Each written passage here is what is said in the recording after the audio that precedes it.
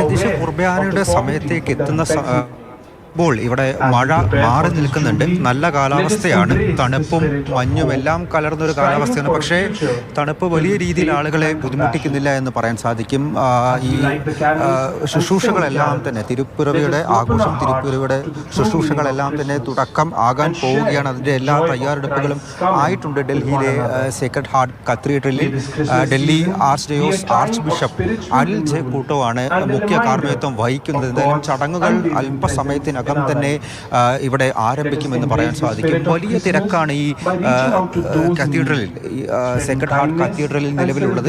നേരത്തെ മഴയുണ്ടായിരുന്നു, ആ മഴ മാറി നിൽക്കുന്നു. അതുകൊണ്ട് തന്നെ വിശ്വാസികളുടെ ഒഴുക്ക് അത് വലിയ രീതിയിൽ തന്നെ വർദ്ധിച്ചിട്ടുണ്ട്, കൂടിയിട്ടുണ്ട്.